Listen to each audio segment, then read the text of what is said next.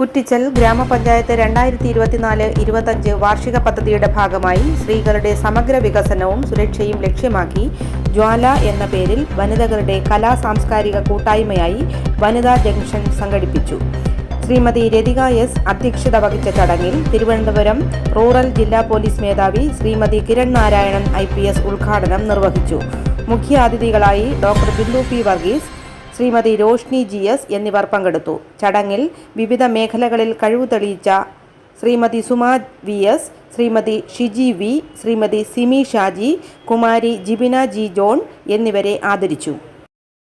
അപ്പോൾ അതിൽ നമ്മൾ ഏറ്റവും അധികം കാണപ്പെടുന്ന ഒരു പ്രശ്നം എന്താണെന്ന് വെച്ചാൽ, ഈ ജോലിക്ക് പോകുന്ന സ്ത്രീകൾ ശരാശരി ഒരു 6 മണിക്കൂർ കൂടുതലാണ് ജോലി ചെയ്യുന്നത്.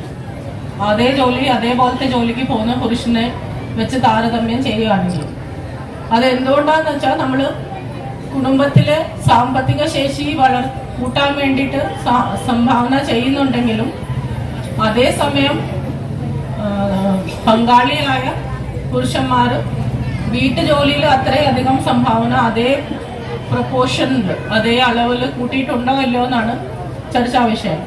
അപ്പോൾ ഇപ്പം ഞാൻ പല സ്ത്രീകളെ കാണുന്നുണ്ട്, ജോലി സ്ഥലത്ത് അവർ വരുമ്പോൾ 8 മണിക്ക് ജോലി സ്ഥലത്ത് എത്തണമെങ്കിൽ അവർ 3 മണിക്ക് 4 മണിക്കൊക്കെ എണ്ണിട്ടിട്ട് വീട്ടിലെ എല്ലാ കാര്യങ്ങളും ഫിനിഷാക്കി മക്കളെ റെഡിയാക്കി അവർ ജോലിയും പൊതിയൊക്കെ എല്ലാം റെഡിയാക്കിയിട്ടാണ് പിന്നെ അവർ അവരുടെ ജോലി സ്ഥലത്ത് വരുന്നത്. അപ്പോൾ ആ വീട്ടിലെ കാര്യങ്ങളും അതേ പ്രൊപ്പോർഷൻ അതേ അനുപാതത്തിൽ അത് ഡിവൈഡ് ചെയ്യുന്നുണ്ടോ, പങ്കാളിയോട് അത് തമ്മിൽ ഡിവൈഡ് ചെയ്യുന്നുണ്ടോ ഇല്ലയോ എന്നാണ് വിഷയം. പിന്നെ രണ്ടാമത്തെ ഒരു വിഷയം മനസ്സിലാക്കുന്നത്, അച്ഛനും അമ്മയും വീട്ടിൽ നിന്ന് ജോലിക്ക് പോകുന്ന സമയത്ത് മക്കൾ വീട്ടിലൊറ്റയ്ക്കാണ്. അപ്പോൾ അതിൽ ഇപ്പം അംഗൻവാടിയും വേറെ സ്കൂളൊക്കെ ആണെങ്കിലും 3 മണി വരെ ഒക്കെ കാണത്തുള്ളൂ. അപ്പോൾ ആ 3 മണി തൊട്ട് 8 മണി അല്ലെങ്കിൽ രാത്രി 9 മണി വരെ അമ്മ തിരിച്ച് വീട്ടിലെത്തുന്ന വരെ ഉള്ള സമയം, ആ ഒരു ടൈം ഗ്യാപ്പാണ് നമ്മൾ അംഗൻവാടി അല്ലെങ്കിൽ ക്രഷ്